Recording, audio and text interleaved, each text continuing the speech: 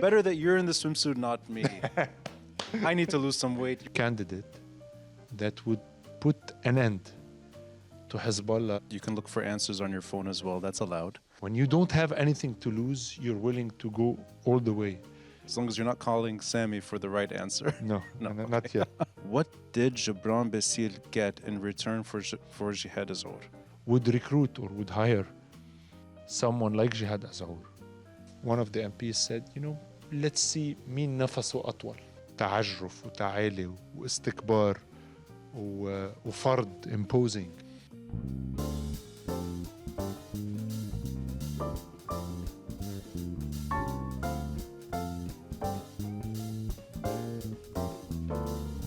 Elias Hankach, welcome to MTV. Thank you. The last time we did an episode was on my podcast. I overdressed with a suit, button-down shirt, pants. I looked formal, and you came with a sweatshirt and a hoodie. This time I came fairly casual, but you beat me again. You're wearing just a t-shirt. Next time when you're in your t-shirt, I'll be in my swimming suit. Right, so. Exactly. Better that you're in the swimsuit, not me. I need to lose some weight. You're looking great. Yeah, I'm trying. And I like that we can talk as normal people too. This is not so stuffy.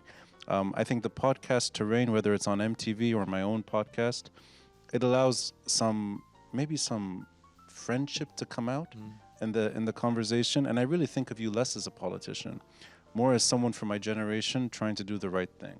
This is a big compliment to think of me as I mean a it. non-politician. Actually, before we started recording, and I think this is right, that even without you being an MP, I think you'd be fine, which I think is a good thing. I'll be much better off. Be better, okay. Well, that's enough. Like, نخليك بالكتائب. So this episode will come out the night before the next parliamentary session. Yes. For Baabda. So this is now a week prior. It'll come out on the 13th at night. And we know that the 14th is the session. So that's just a disclaimer in case something happens. Let's really try to unpack first the last few days, and then we can go a little further back in time to think about the process that brought us here, and then we can go into bigger topics that transcend all of this. I want to get your impression of what it's like to be in a smaller political party, but one that is trying, I think, to play the role of, it's almost like moderator, in that you're speaking to friends from October 17, you're speaking to traditional parties like the Lebanese Forces, you're speaking to other traditional parties like the FPM, and you're trying to find a way forward that in a way works for everyone. I think that's a huge task. The name Jihad Azour is now the official opposition to a certain degree, FPM and change MPs, but not everyone. There seems to be a sizable number. Michel-el-Murr endorsed Jihad Azour. And here I have you, putting you under the spotlight. What it's like to be you, trying to go through this, and whether or not you think of this as a success. Is Jihad Azour something that you're proud of?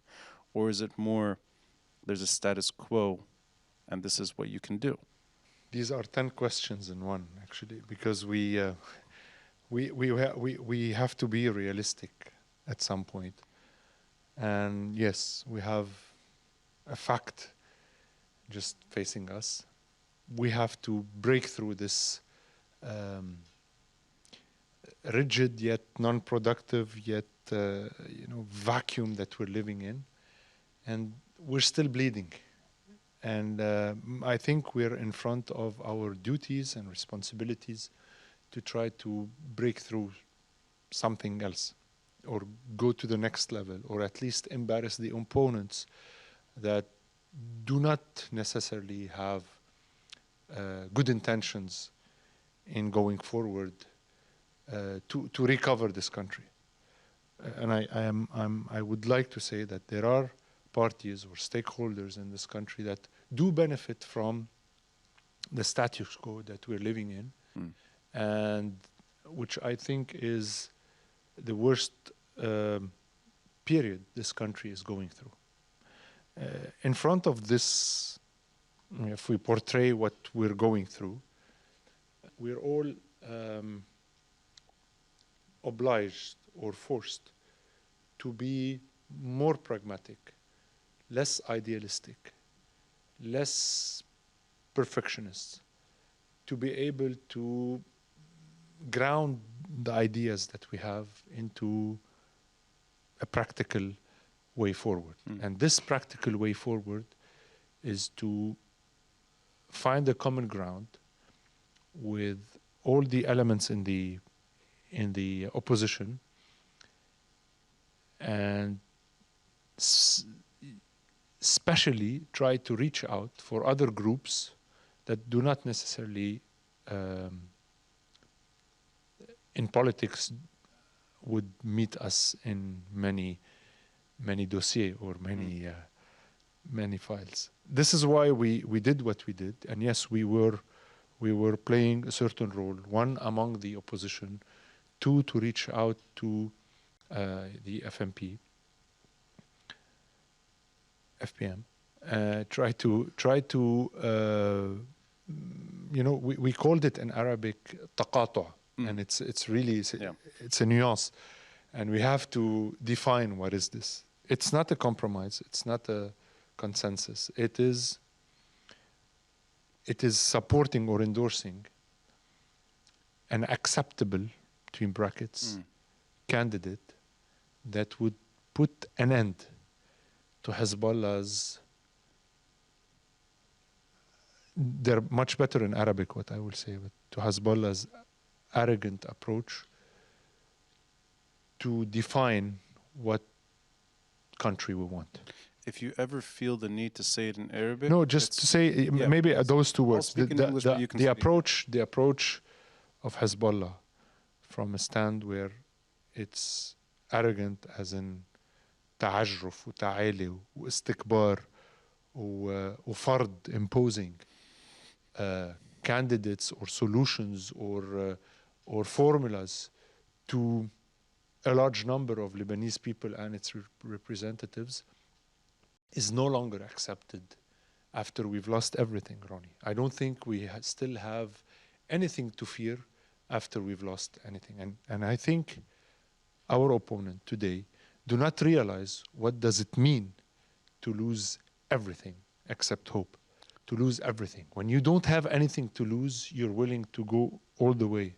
We've been acting like that as Kataeb, but not necessarily the others were like that, because not long ago, 6 years ago, even the closest allies to us in 14th of March did at some point say, you know what, enough, let's try something else. And they tried it, and here's the result. I will circle back to the pressure, maybe, the Hezbollah-backed bloc is under, because I think that some things happened over the weekend that are, in a way, you do sometimes expect that kind of messaging to be delivered, but not so obvious. The country is very small. Everyone knows each other. And the country is so damn small that I know Jihad Azour, I know michel-el-murr, and I don't know them well. Yeah. You know them much better than I do, but it's a small country. And I think it's safe to say that not everyone that is nominated always fits all the criteria anyway. In your shoes, as an MP who maybe knows michel-el-murr a little better, maybe because he's been at least the de facto candidate for the last 7 months or so, 6 months, 7 months, even longer maybe. Jihad Azour, maybe you would know him slightly less only because he's been at the IMF the last years. And the last time I think he was in the cabinet position was 15 years ago, in 2008, when he left the finance ministry. He didn't really play a political role after that.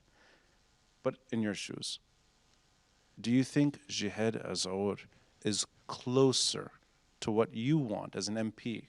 Not necessarily from the Kataeb, but meaning from you. Do you think he fits the criteria more or less in your shoes? Not everyone else's. Then who?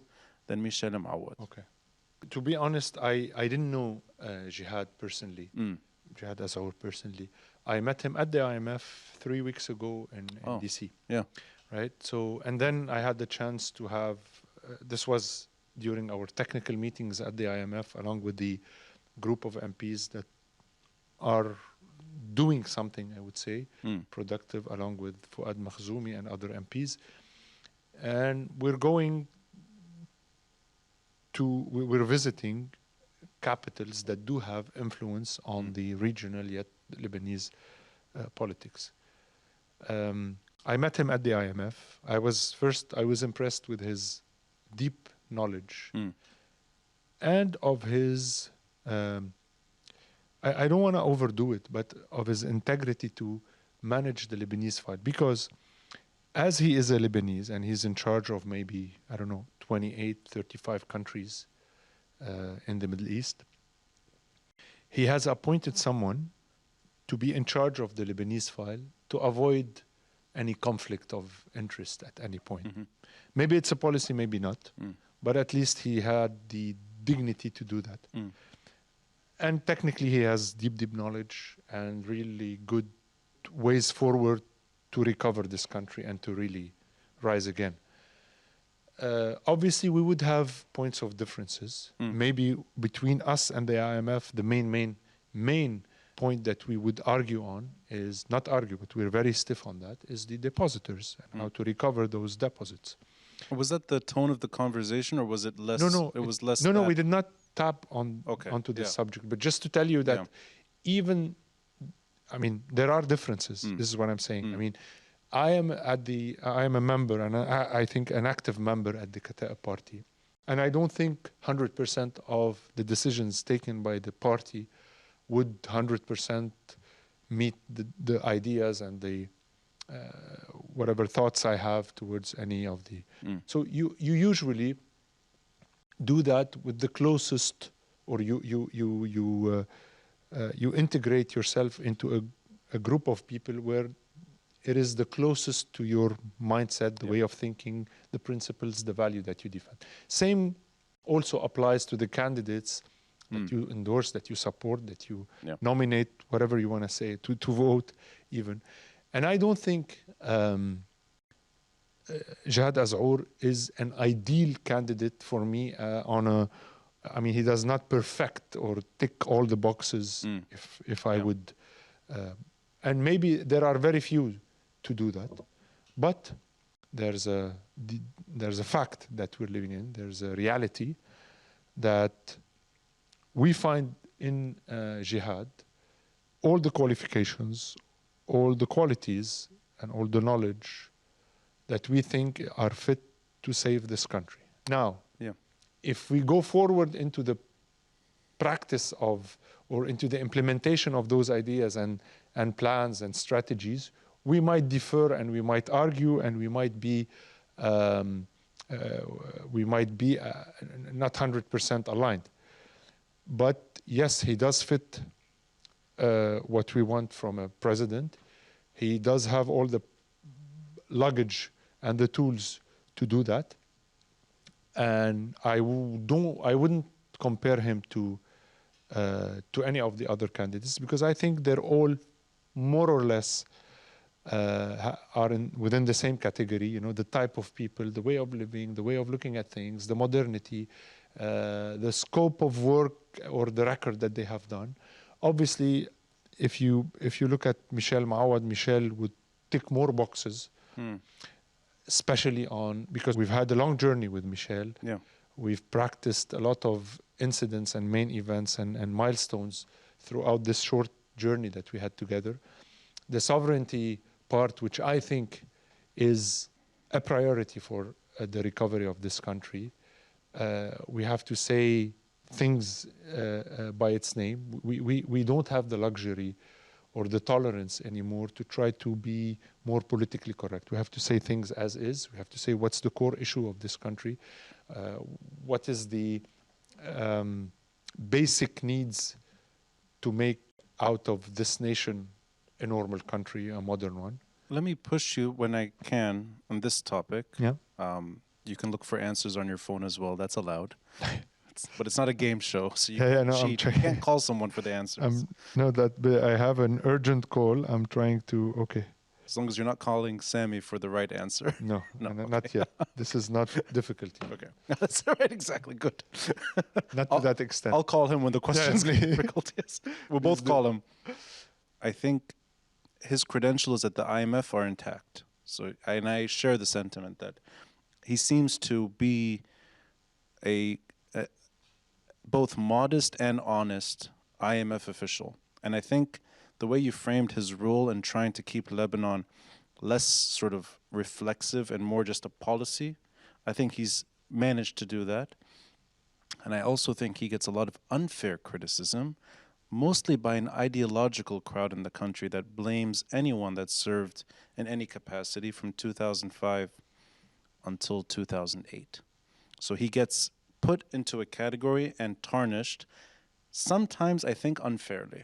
And I think that rigidity is kind of the same rigidity that transcends everything we've gone through, and that includes October 17 in its more fringe elements.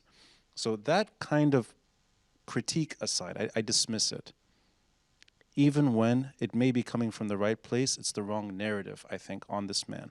But that said, I can imagine Michel-el-Murr being more the politician that you would want in Baabda. And I can imagine Jihad Azour being more careful, more cautious economist in Baabda. And I want to really ask it in a straight way without sounding conspiratorial. What did Gebran Bassil get in return for Jihad Azour? Because he didn't get what he needed from Michel-el-Murr. He didn't get it from any other candidate that emerged. He seems to have gotten something. And I don't want to be cynical either. So forget conspiracy or cynicism. But I can sense that there's an opening there that may be more about Gebran Bassil and less about what you would want in Baabda.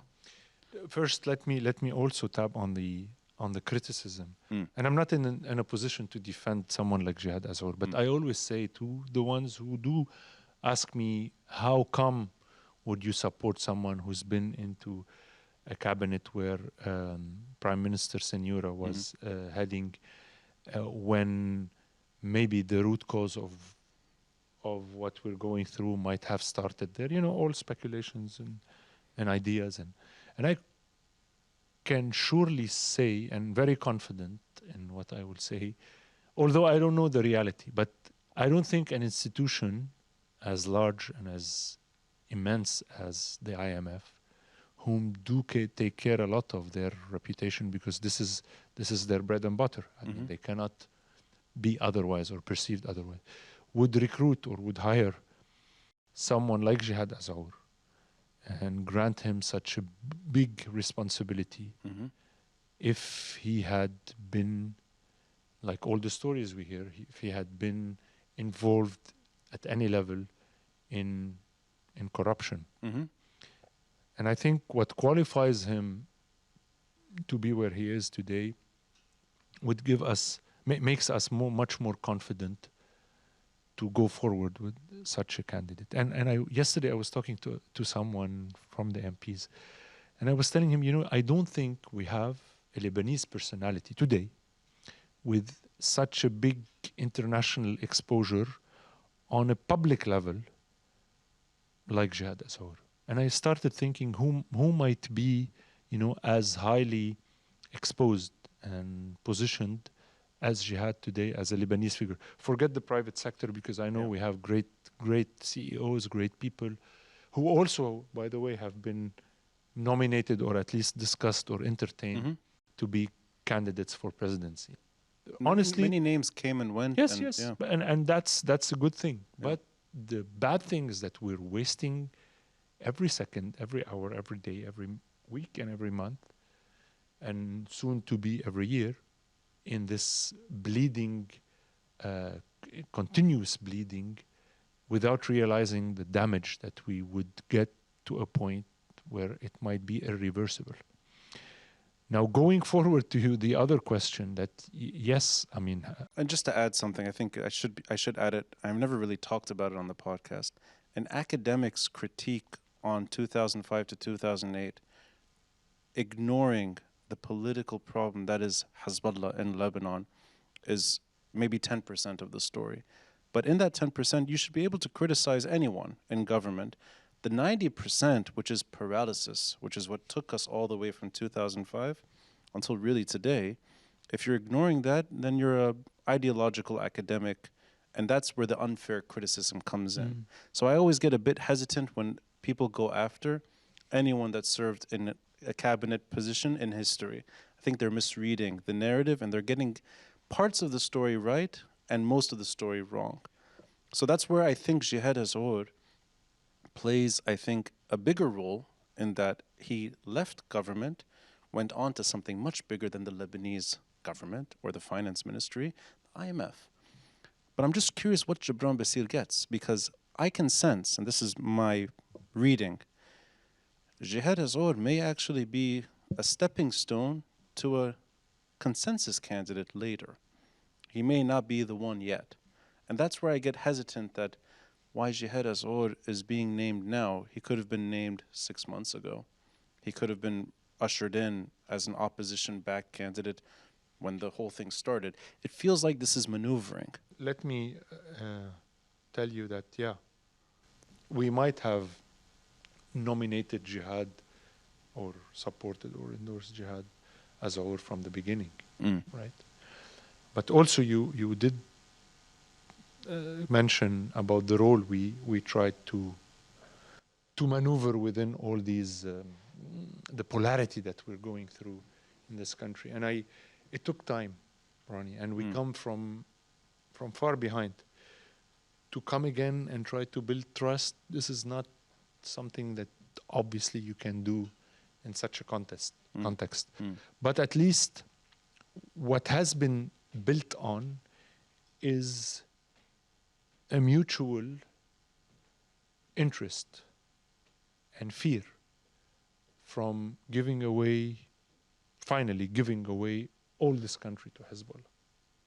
And I'm not saying that Gebran Bassil, Gebran also is a major ally and cover, Christian cover, for Hezbollah's record since 15 years, 18 Longer, years. yeah.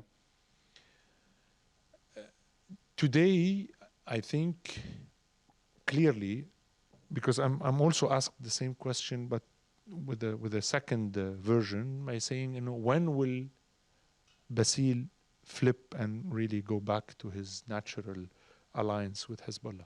And I honestly think that he will not abandon this position in this phase or in this round of this parliamentary presidential election. But that's well said. In this round, this is why I'm saying round, because I think Jihad Azour is our final candidate, and we're not maneuvering, and we're not doing munawara as everyone is trying to position it, especially Hezbollah and its allies. And I think as much as we were serious with Moawad, we are serious with Jihad Azour. As I said, he is an accepted candidate among a large number of groups and parliamentary groups, which might constitute or sum up to close to 60 MPs or votes, which will be proven in 1 week in the session, or actually, if we're airing, it's tomorrow. in a few hours. In a few hours.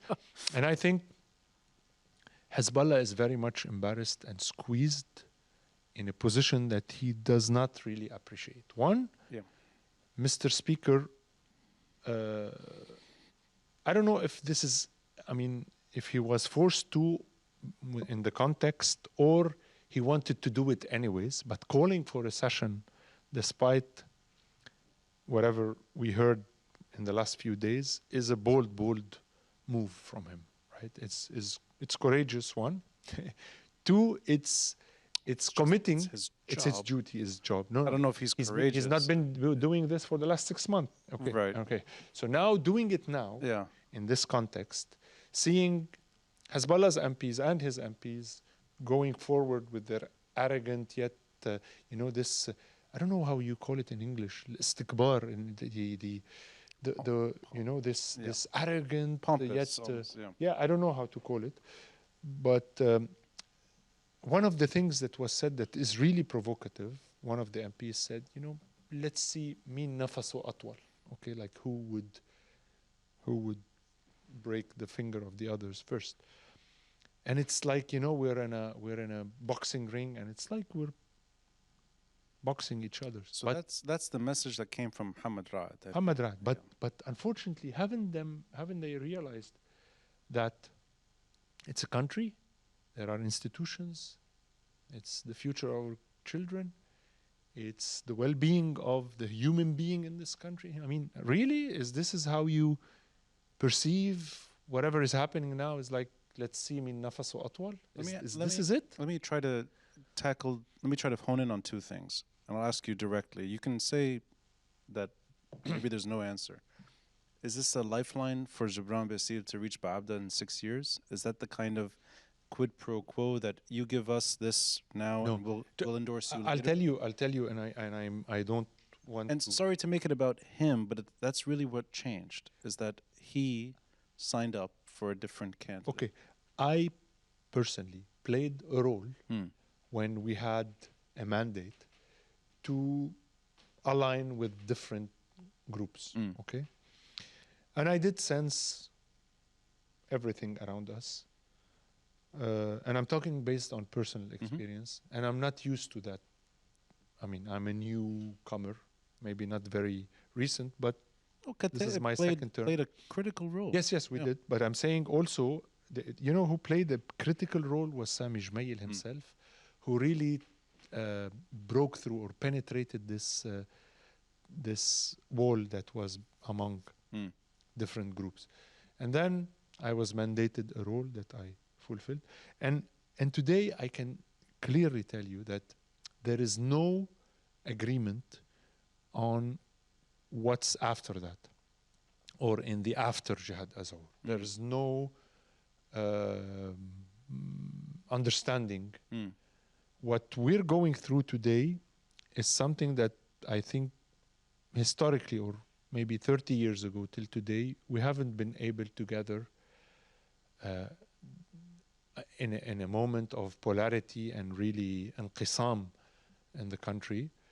We haven't been able to penetrate that. We always talk about trying to reach out to a group from a different position to try to attract, let's say.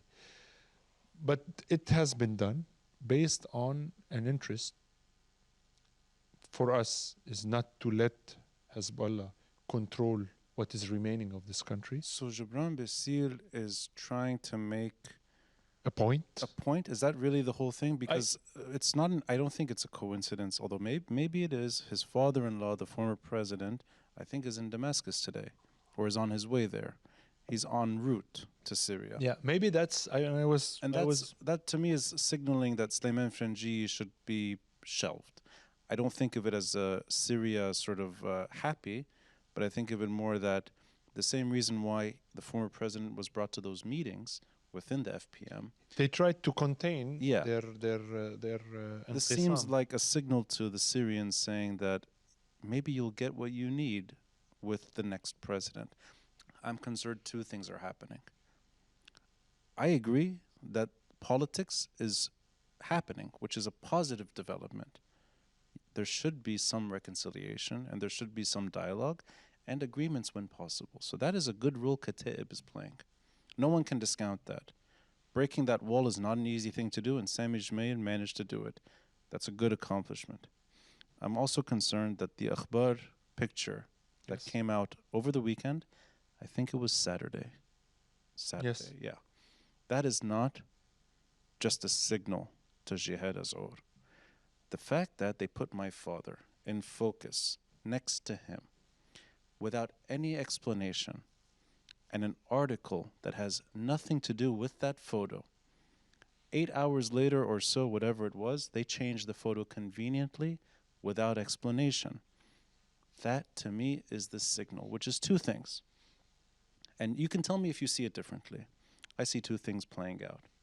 The first, if Jihad Azour makes it to Baabda, they're going to confront him the way they confronted previous March 14 officials, and that could be the ultimate price.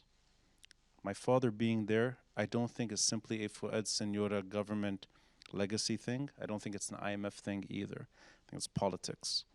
Go down the same road of, quote, confrontation, which is not confrontation, it's standing up for Lebanon. If that's confrontation to Hezbollah, it means the next person in Baabda should watch out. I think that's the first signal. The second one, which is, I think, more likely to happen, you're not going to make it to Baabda. And that's the sign that we're going to make it impossible for you to make it to Baabda unless you sign on to our conditions. That is politics via Hezbollah, meaning security that's matched with politics. It's not politics, it's threat. So I see that happening. And what I see playing out instead, this is all prediction, it's all hypothetical, is that the next person that enters Baabda will be the real consensus candidate, which is status quo, which is Hezbollah's preferred name. It could be a civil society figure, it could be somebody we know, it could be somebody who maybe believes in the right things but could be shackled in Baabda, whether that's Ziad Baroud, whether that's someone else like him. I could see that emerging. I don't know if I'm going too far with this hypothetical scenario, but that article photo was not an accident. Had it not appeared over the weekend, it would be concerning that Hezbollah really is on the defensive. They are, to a degree, but they're willing to fight back. So you say whatever you'd like about that, but I don't see things ending the right way in Baabda. Yeah, that's a pretty dark picture that you're portraying. And I think, yes, this is the way politics has been done in Lebanon. Don't forget, Ronnie, you and I and many Lebanese people have siblings, close people, friends, leaders that have been killed, all of them, from one political group. And it's not a coincidence, right? Starting with Marwan Hamedi, who survived, and then Rafiq Hariri, until I think the last one was. I mean, there's many that go unnoticed. Yeah, I know, but major. Let's say Luqman Slim. If you right? don't include Luqman, no, I'll include him. Of course, he's yeah. No, but the last political figure, Luqman, is unique in yes, that I it know, was I less. know, indeed. Yeah, it's my father, but he's not known for only being a finance minister for 9 months, or for being an advisor to Fuad Senora, to Rafiq Hariri, for being an ambassador in the 90s. It's not that. Baabda Declaration is his Yes. baby. I And know. reaching out to Iran as a statesman, that's his thing, that's his legacy. I think that's the signal that you cannot be a politician in Baabda. You have to be Hezbollah's president. Yes.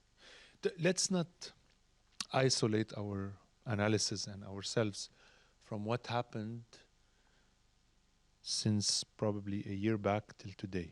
Let's name the regional main milestones that did or would have repercussion on the local politics. One, the demarcation, the maritime borders, which is a huge step, and I think it's as impactful as the truce agreement with Israel in 1949, right? The armistice, the Ittifaqiyat al-Hudna of 1949, which was not, we all know that it wouldn't have been signed by the president if Hezbollah didn't want. And whatever they say, this agreement clearly states that this agreement is between the Lebanese state and the Israeli state. And it has been approved. by Hezbollah. Two is a major reconciliation that happened between two major forces, which is Saudi and Iran, which Lebanon has always been a mailbox for the region, for the conflicts in the region, and mainly translated by Iran's satellite forces like Hezbollah in Lebanon. Go further, Iraq, Yemen, Syria. So this is the second huge thing that happened. And three, most recent, is also a reconciliation atmosphere, which we don't agree on, of bringing back Mr. Assad to the Arab League. What I don't was know if the... he deserves a Mr., but let's just say Assad. Yeah, Assad. Yeah. I think he lost any I agree. official title. I agree. What was the reply or retaliation of Hezbollah's to all these is a military parade in the south. Does this mean that this is, for me, it's the grand finale. Whatever happened in the south is, it's like the last scene of a nice play. The momentum, everything is like, yeah, people applause and everybody stands. And a standing ovation or a huge thing, and then they close the curtains. And I think it's either this, to really maintain their position in the mindset or the attributes of their jumhur, of their people. Because honestly, I don't know what would they, I don't want to say sell, but what would they propose to their public or to their audience if they're no longer they're no longer acting as resistance against Israel due to all the fact there is no more conflict between their mother Iran with others. There is no more reason for them to say we're protecting Sayyid Zainab monuments in Syria or whatever, or if we don't be there, then Daesh will come. All the arguments that they had been giving to their people is no longer a material for them. So it's either this grand finale, or it's really we're in the middle of a negotiation process where you poker face all the way to be able to elevate and increase, incline the price that you will get. I think that's the right answer because you're not speculating the way I am. I think you're more careful with your prediction because, there are many unknowns on the way. But I do think that the Syrian rule in Lebanon will be problematic for everyone, including Hezbollah sometimes. Clearly, it's happening that they don't always see eye to eye. That could be happening literally right now in Damascus. And I think that if Jihad Azour makes it to Baabda, it'll be an unimpressive 6 years, not because of him, not because he's incapable. On the contrary, I can imagine Hezbollah playing a very negative role in the foreseeable future. And I think the closing the curtain, that may not happen now. It may happen in our lifetime. But I don't think that parade necessarily means they're bowing out of politics. I think they're steadfast and very involved. And that kind of takes me to the next point. Last time we spoke, I really appreciated the way you lined up a few things that work in Lebanon's favor. We were reflecting over how problems beyond our borders can properly turn into progress when things, and you lined them up in it's almost like 3 points have to intersect. I forgot this was a long time ago. This was, I think, right before the elections. You were running. Okay. Maybe this was actually a year ago, a year or so ago. And I'll remind you what you said because it stuck with me. You have to have a base, a population that believes in a cause. I know what you're saying, yeah. And this the was intersection between the yeah, international right. interest and an internal willingness to right? The three factors were a momentum. It can't be a few people. It has to be a population. We were looking back on October 17 and March 14. Yeah. The second component, which I thought was interesting, you need to have leadership, but not leadership which is technocratic or unimpressive or cowardly or pandering. Brave leadership that's willing to take risks. That's an important component. The third one is international inclination, or for that matter, international interest and Lebanon's interest. So if you think of it that way, and I like the way you outlined it, we don't have the population support right now. That passed. The people that were showing up in full force will not show up to the street if Jihad Azour does not become president. Mm-hmm. I don't see it happening. Okay. Jihad Azour and the people just doesn't make sense to me. It'd be very surprising.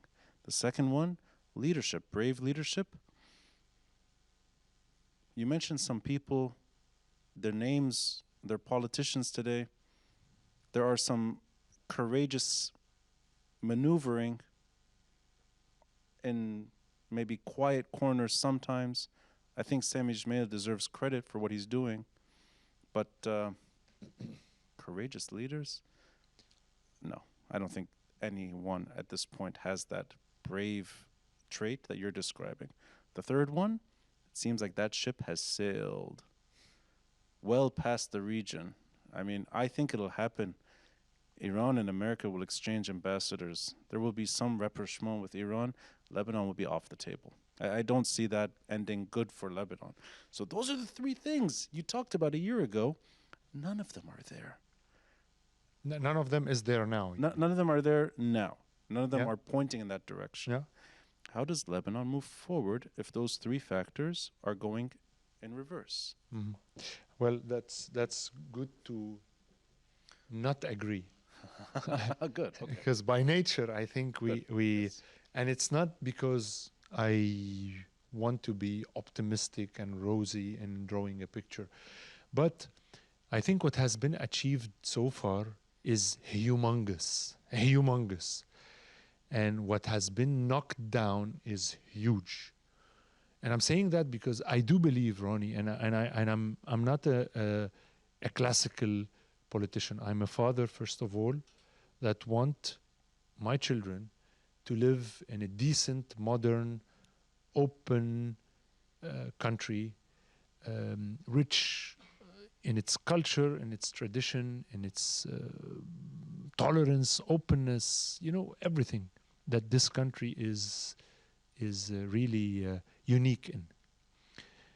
Having said that, we believe that this manzumi, or this spider web, is so hard to knock down in one hit. It takes round after round after round. There's no knockout in this journey, in this we're experiencing very interesting and very unique model historically and worldwide. I'm not saying only in Lebanon. You have different versions of what we're going through, but there is not one country that went through all the things that we're going through at once. You would get COVID in this country, you would get financial crisis in that country, you would get a governance crisis, you would get, in each country there are its own problems. But having all this at once in the same small, incapable country is huge. And the largest disaster in modern history, in the heart of the city. Yeah. And the explosion, the man-made crisis, the everything. I'm gonna name them because it will take us another hour. So all this was somehow, somewhere, like the moments that we lived in 14th of March. Just like, a day before the Syrian regime left this country, we were saying that it's almost impossible. We used the word impossible to kick out the Syrian army from Lebanon. It was impossible. A few hours down the road, it was very possible. And today, I think among us who see the recovery of this country is impossible, is very, very possible. Lebanon is as big as this cup of or glass of water. It's easily emptied. I mean, quickly emptied. But wait, Elias, I have to interrupt you. You've gotten filled. Too romantic for me, and I'm a romantic man. No. I'm going to the practical. Wait. Today, today, what has been done with this manzumi or with this, this shaming process that stormed out everything and everyone, the amount of scandals that we're in front of, locally, internationally, from Riyadh Salemi to other ministers to ambassadors to prominent ministers that have been super ministers throughout their career, this judiciary system that is being blocked every time and paralyzed every time, everything. Yeah. But there is no easy way to get out of this. We have to go through all this. Talking to the FPM more productively about Jihad Azour, is that to you one of those big accomplishments? No, but it's the not talking to them. It's having today. What do you have? You have almost half or a bit more of your parliament. Let's say half of your parliament aligned on one thing. There are the swing voters who are, in the gray area yet, and I think they are very responsible and very, not to be blamed, but they are really in my opinion, they are in front of their duties and in front of the Lebanese people to define their position. They cannot stay there. What is the humongous victory that you're describing? I'm saying that everything that was impossible to touch is now destroyed.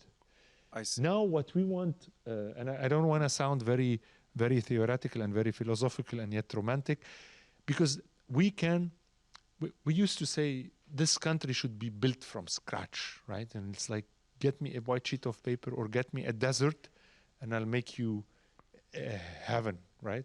Look at Dubai as a great model to say that within 30 years, look what happened. It's easier, right? You have white sheet of paper, you draw whatever you want. But get me something, that in history is so deeply rooted in many things, and you have this 18 different sects trying to, all the complications. It's very hard. Today, what we've come to is that we went through, I'm sorry, I'm trying not to use the word, but I will keep on avoiding it. But we went through all this bad. You can say it. It's okay. No, but it's really bad what we went through, and we were hypnotized as people. And today we suddenly are awake, know what we want. 17th of October did its job by creating a generation full of strong and solid or stamina to say yes, we can do this country a good one. We have lost last thing. We have lost all our role. The role of Lebanon has been lost. One, you were the port for the region. It has been blown away. You were the hospital for the region. It was dismantled. You were the education or the university for the Middle East. It has been wiped out, right? Today, not yet, but trying to. Today, we have a new role to find for Lebanon, and not a new identity. I'm going to pitch an idea to you, and maybe we can wrap it up with the two following points. The first one is much bigger than the second one, but they both shape the future in different ways. And you're involved in both. I'll pitch an idea. I don't think Hezbollah can be overcome through politics. I think the case can be made that a security machine that has not just weapons, it has infrastructure, it has telecoms, it has institutions, healthcare. No, that's the stuff that you'd want to champion and celebrate later. If it serves the right cause, then great. The infrastructure that is politically destroying the country, that stuff, the security, real security, can only be defeated if it's to be defeated by security. I don't agree. Well, I'll continue. I'll try to throw an idea back in time and bring it fast forward. The only group in modern history that confronted Iran and Lebanon was Syria. They did it in the 80s. They did it briefly in the 90s.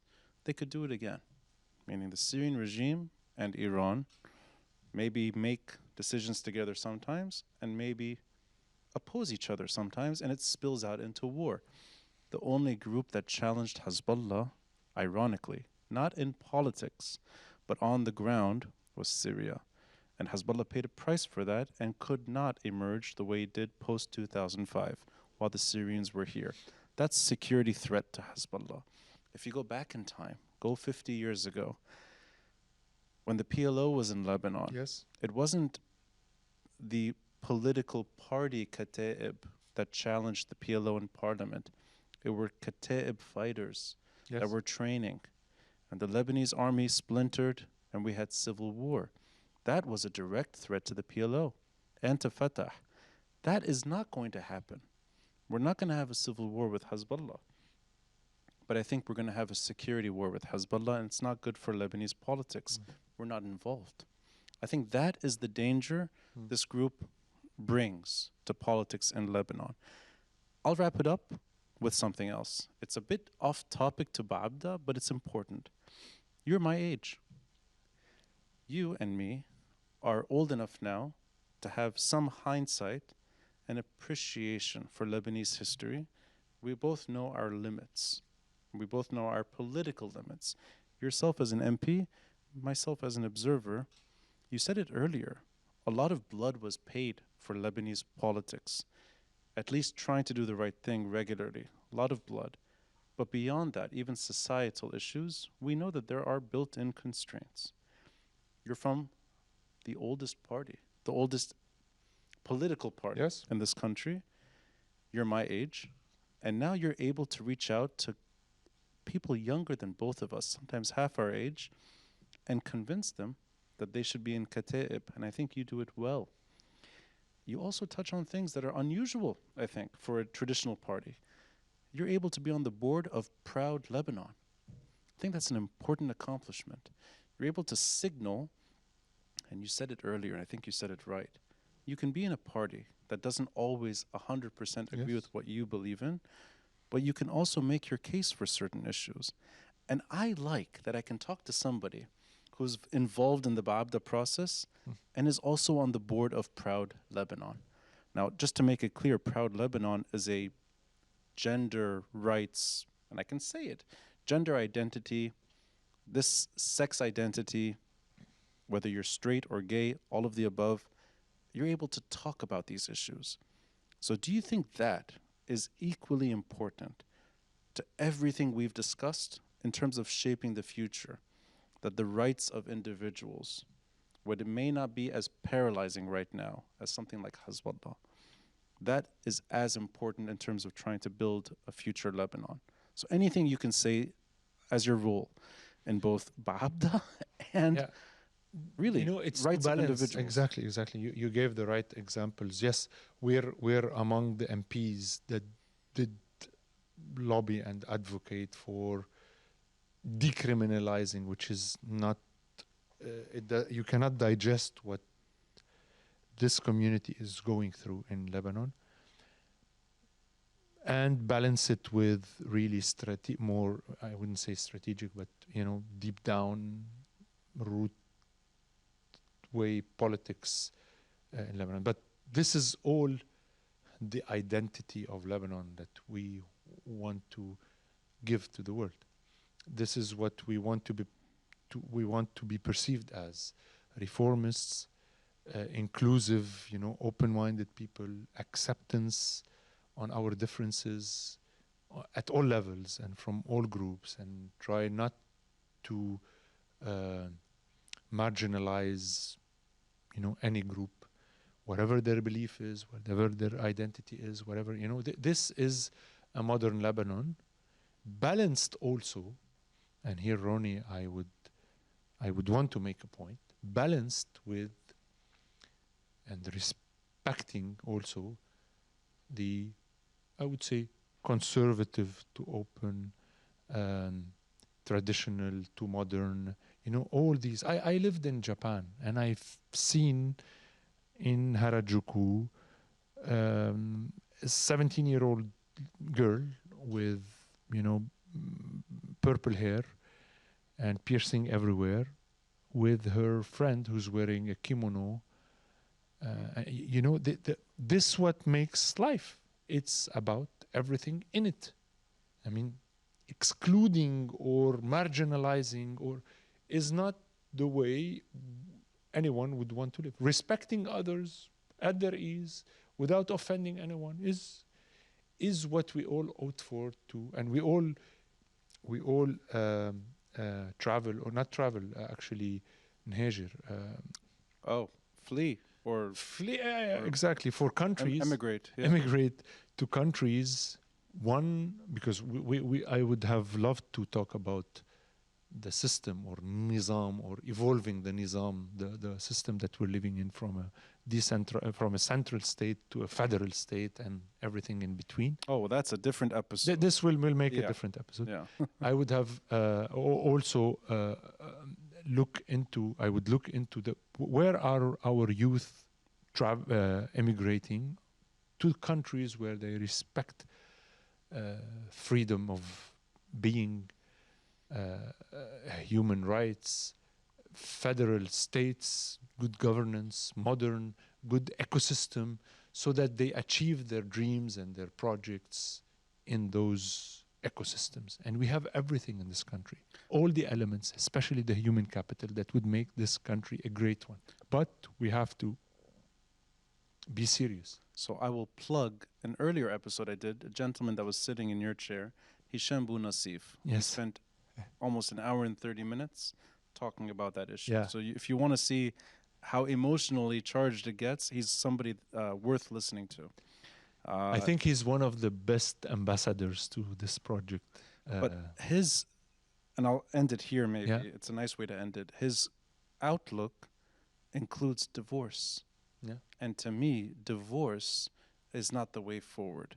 Whether it's coming from him, or it could one day come from Sami Jmail himself. Which he mentioned in 14th of August. I was there. In Ashrafiyya, you were there. I was sitting very close to where he spoke.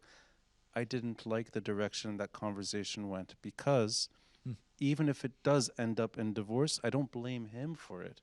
I don't blame Hisham for it.